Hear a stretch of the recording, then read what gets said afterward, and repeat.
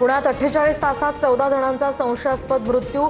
हडपसरसह फुगेवाडी आणि दापोडी भागातील नागरिकांचा यात समावेश, तर विषारी दारूमुळे मृत्यू झाल्याचाही आरोप। आरोपी योगेश वानखेडेनं दारूमध्ये मिथेनॉल मिसळल्यामुळे घटना घडल्याची माहिती। पोलिसांची 3 ठिकाणी कारवाई।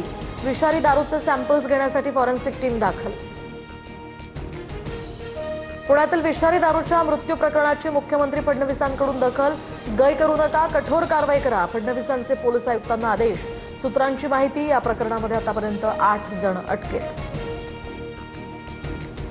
उपमुख्यमंत्री सुनेत्रा पवारांनी बोलावली कोर कमिटीची बैठक। प्रफुल्ल पटेल, तटकरे, वळसे पाटील, धनंजय मुंडे या बैठकीत उपस्थित राहणार, तर राजकीय विषयांबरोबरच विधान परिषद निवडणुकीसंदर्भात सुद्धा यामध्ये चर्चेची शक्यता।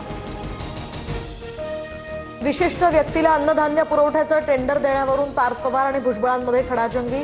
पवार दादांनी कधी असं मला सांगितलं नाही। भुजबळ संतापले तर तुमच्याकडचा विभाग काढून टाकावा लागेल, पार्थ पवारांचा इशारा।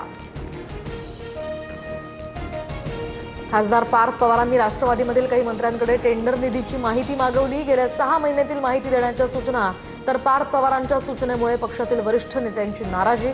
सूत्रांची माहिती, मी कुठल्याही शासकीय कामात हस्तक्षेप केलेला नाही। पार्थ पवारांनी टेंडरवरून दिलेल्या सूचनेसंदर्भातलं वृत्त फेटाळलं, तर काही गोष्टी समजुतीनं करायच्या असतात, याचा अर्थ आमच्यात वाद झाला असा होत नाही। भुजबळांची स्पष्टोक्ती। उद्यापासून उपोषण करण्यावर मनोज जरांगे ठाम। सरकारची भूमिका ऐकून घेणार, शिष्टमंडळाशी चर्चा करणार, जरांगेंची भूमिका।